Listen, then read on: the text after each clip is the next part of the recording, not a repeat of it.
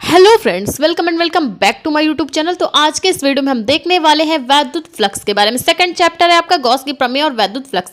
तो वैद्युत फ्लक्स क्या होता है, इसको इंग्लिश में इलेक्ट्रिक फ्लक्स बोला जाता है। क्या बोलते हैं? Electric flux. वैद्युत फ्लक्स जिसको इंग्लिश में इलेक्ट्रिक फ्लक्स भी बोला जाता है। तो कैसे समझेंगे वैद्युत फ्लक्स के बारे में, तो चलिए जानते हैं। ठीक है, तो कोई वैद्युत क्षेत्र ले लें, हम देख सकते हैं। हमने क्या लिया, एक समान वैद्युत क्षेत्र ले लिया जिसको ई से डिनोट करते हैं। ठीक है, तो यहाँ पे क्या कर दें हम, अगर कोई वैद्युत क्षेत्र में कोई पृष्ठ ले लें। अगर हम वैद्युत क्षेत्र में कोई पृष्ठ ले लेते हैं, देख सकते हैं आप, ये हमने वैद्युत क्षेत्र में पृष्ठ ले लिया है कोई।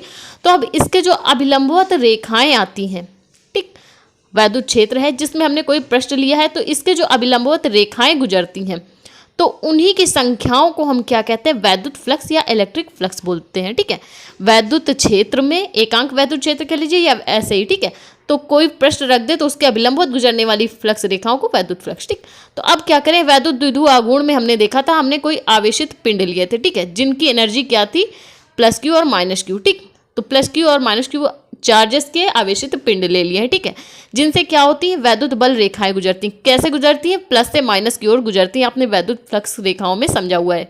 ठीक है, तो हमने लिया है दो आवेशित पिंड जिससे बल रेखाएं गुजर रही हैं, और बल रेखाओं की जो दिशा होती है वो प्लस से माइनस की ओर होती है। ठीक है, देख सकते हैं आप।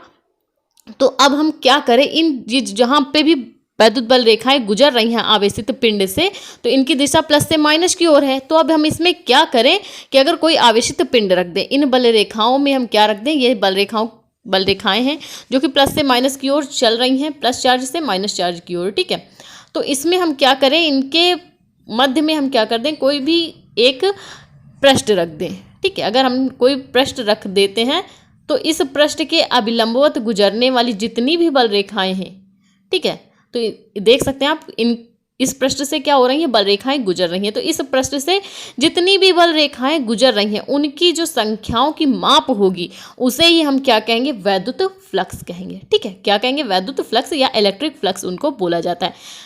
वैद्युत क्षेत्र में इसके जो चारों ओर का, वैद्युत बल रेखाओं के जो चारों ओर का क्षेत्र है उसे हम क्या कहेंगे, वैद्युत क्षेत्र कहेंगे। उसी में हमने आवेशित पिंड रखे हैं जिसके कारण वैद्युत बल रेखाएं निकल रही हैं, और इन वैद्युत बल रेखाओं के मध्य में हम क्या करें, कोई भी पृष्ठ रख दें तो इस पृष्ठ के अभिलंबवत गुजरने वाली जितनी भी बल रेखाएं उनकी संख्याओं को वैद्युत फ्लक्स कहते हैं। तो डेफिनेशन जिनको नोट डाउन करना है उनके लिए, ठीक है, वैद्युत क्षेत्र में, किसमें, हमने जो वैद्युत क्षेत्र ई लिया उसमें उपस्थित किसी पृष्ठ के, देख सकते हैं आप, वैद्युत क्षेत्र में हमने कोई पृष्ठ लिया था, काल्पनिक पृष्ठ या कैसा भी पृष्ठ आप ले सकते हैं। ठीक है, वैद्युत क्षेत्र में उपस्थित किसी पृष्ठ के अभिलंबवत गुजरने पे, मतलब लंब डालती हुई जितनी भी बल रेखाएं गुजरती हैं, अभिलंबवत गुजरने वाली पृष्ठ रेखाओं की जितनी भी संख्या होती है, पृष्ठ रेखाएं या बल रेखाओं की संख्या को हम क्या कहते हैं, वैद्युत फ्लक्स कहते हैं। बल रेखाओं की जितनी भी संख्याओं की माप आएगी उसे हम क्या कहेंगे, वैद्युत फ्लक्स या इलेक्ट्रिक फ्लक्स बोला जाता है। इंग्लिश में इलेक्ट्रिक फ्लक्स बोलते हैं, हिंदी में वैद्युत फ्लक्स। ठीक, वैद्युत क्षेत्र में उपस्थित किसी पृष्ठ के अभिलंबवत गुजरने वाली पृष्ठ रेखाओं या बल रेखाओं की संख्या को ही हम क्या कहते हैं,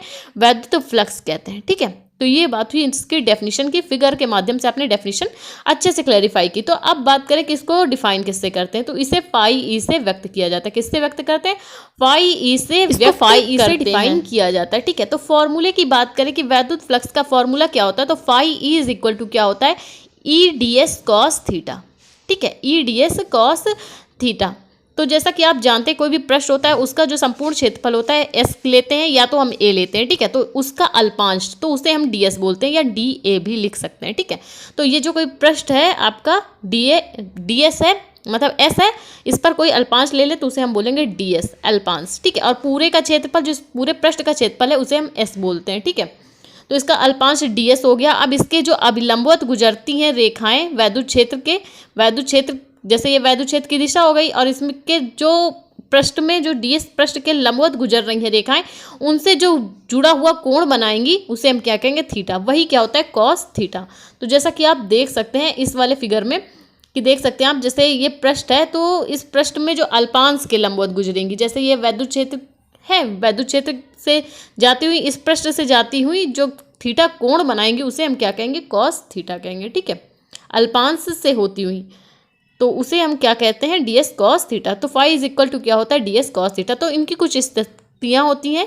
फर्स्ट केस की बात करें तो देख सकते हैं आप, अगर वैद्युत क्षेत्र की दिशा ऐसी है, ठीक है, और हम इसमें कोई पृष्ठ ले लें और उसके अभिलंबवत रेखा खींचे, तो देख सकते हैं आप वैद्युत क्षेत्र की दिशा की और जो पृष्ठ पर लंबवत रेखाएं वो कैसी हैं, समांतर। तो थीटा इज इक्वल टू क्या हो जाएगा, 0 डिग्री, क्योंकि जब समांतर है तो थीटा इज इक्वल टू 0 हो जाएगा। तो phi E is equal to हो जाएगा E D S cos 0 degree.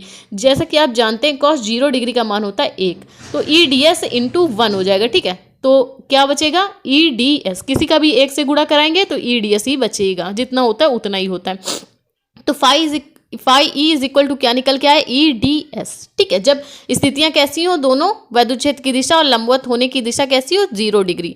अब अगर 90 डिग्री हो, सेकंड केस की बात करें कि वैद्युत क्षेत्र की दिशा के लंबवत हो, तब क्या होगा, अगर theta is equal to 90 degree है तो phi E is equal to क्या हो जाएगा, phi E is equal to E D S cos 90 degree.